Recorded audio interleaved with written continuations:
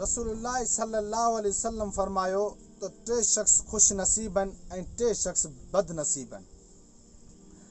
रसूलुल्लाह सल्लल्लाहु अलैहि वसल्लम फरमायो टे शख्स छा आहिनि, बदनसीब आहिनि।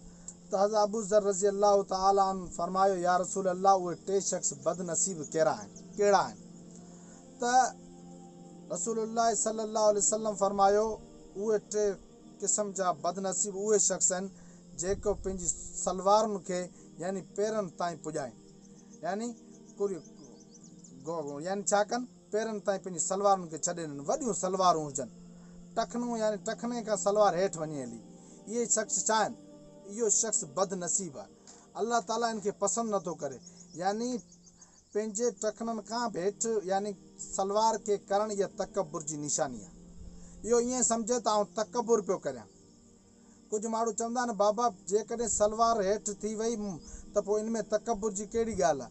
रसूलुल्लाह सल्लल्लाहु अलैहि वसल्लम फरमायो टखननि खां हेठि सलवार थियणु इहा तकबुर जी निशानी आहे। इहो शख़्स यानी छा आहे, बदनसीब आहे। ॿियो उहो शख़्स जेको पंहिंजो यानी कारोबार खे ॼमाइण लाइ पंहिंजो कारोबार पंहिंजे सौदे खे माण्हुनि खे ॾियण लाइ कूड़ियूं कसमूं खणे, बस थोरी ॻाल्हि ते कूड़ा कसम खणे, इहो बि यानी शख़्स छा आहे, यानी बदनसीब आहे। टियों उहो शख़्स जेको थोरी ॻाल्हि ते एहसान जतलाए, माण्हुनि खे चए बाबा हीउ तो ते मुंहिंजो एहसान आहे, हीउ तो ते मुंहिंजो एहसान आहे, हीउ तो ते मुंहिंजो एहसान आहे। कंहिंखे चए त बाबा हीउ मुंहिंजो फलाणो कमु कर, उहो चए बाबा आउं फारिग कोन्हे, यार मुंहिंजो तो ते हिकिड़ो एहसान आहे, मूं तोखे 5000 ॾिना हुआ, इहो बि यानी छा आहे, बदनसीब आहे। ऐं रसूलुल्लाह सल्लल्लाहु अलैहि वसल्लम फरमायो टे शख़्स ख़ुशि नसीब आहिनि जेके अल्लाह ताला पंहिंजो दोस्त थो मञे।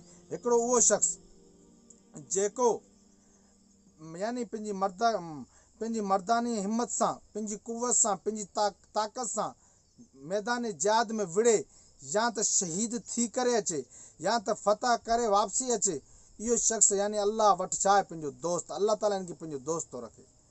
ऐं ॿियो उहो शख़्स जेको सफ़र में माण्हुनि सां गॾु हले, सफ़र करे करे करे राति जो वॾो हिसो थी वञे, पोइ सभु जॾहिं थकिजी करे सफ़ा चूर चूर थी करे सफ़र में सुम्ही रहनि, इहो शख़्स उथी करे निमाज़ नफ़ुल में मशगूल थी वञे, इहो बि शख़्स अल्लाह वटि छा आहे, कामयाबु आहे।